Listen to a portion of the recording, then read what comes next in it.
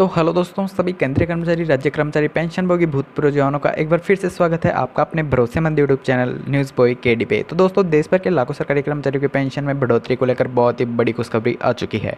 हाँ जी दोस्तों, इस खबरों को हम लोग जानेंगे, लेकिन उससे पहले अगर आप हमारे चैनल पर नए हैं तो प्लीज़ हमारे चैनल को जरूर से सब्सक्राइब कर लें, क्योंकि दोस्तों आपका सब्सक्राइब करना ही हमारी प्रोग्रेस है। तो चलिए दोस्तों, फटाफट से हम इन खबरों को जान लेते हैं। दोस्तों जैसा कि आपको पता ही होगा, संसदीय समिति में सिफारिश दी गई थी कि जैसे ही पेंशनभोगी 65 वर्ष की आयु पूरी कर लेते हैं वैसे ही उनकी पेंशन में 5% की बढ़ोतरी की जाए। ऐसे ही दोस्तों 70 साल के होने पर उनकी पेंशन में 10% की बढ़ोतरी की जाए, और 75 साल होने पर 15% और 80 साल होने पर 20% की बढ़ोतरी उनकी पेंशन में की जाए।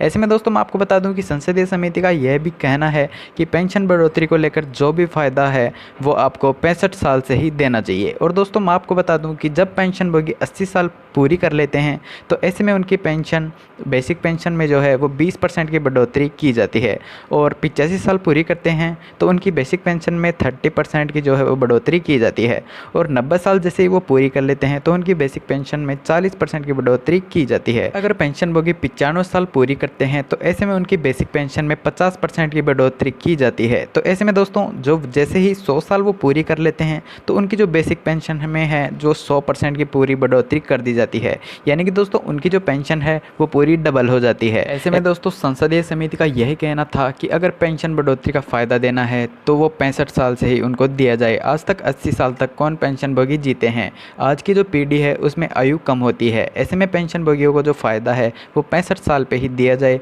और 65 साल पे ही 5%, 70 साल पे 10% और 75 साल पे 15% की बढ़ोतरी उनकी पेंशन में की जाए।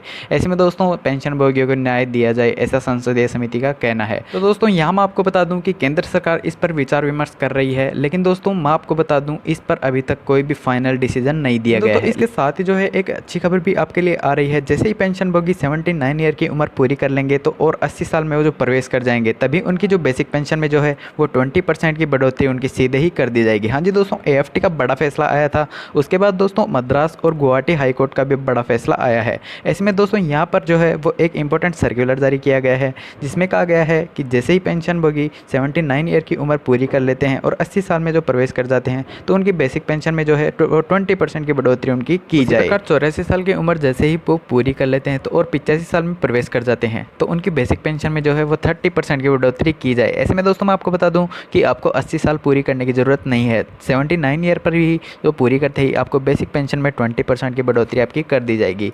मद्रास हाईकोर्ट के बाद AFT का बड़ा फैसला आया है। ऐसे में दोस्तों यहाँ पर एक बहुत ही इंपॉर्टेंट सर्कुलर जारी कर दिया गया है, जिसके द्वारा पेंशनभोगियों को एडिशनल पेंशन का भुगतान अब 79 ईयर पर ही किया जाएगा। 79 ईयर पूरी करते ही उनकी बेसिक पेंशन में जो है वो 20% की बढ़ोतरी की जाएगी। तो इस प्रकार से जो है वो आपकी पेंशन में बढ़ोतरी होने वाली है। तो दोस्तों अब हम मिलते हैं ऐसी इंटरेस्टिंग न्यूज़ के साथ, तब तक के लिए टेक केयर। जय हिंद, जय भारत।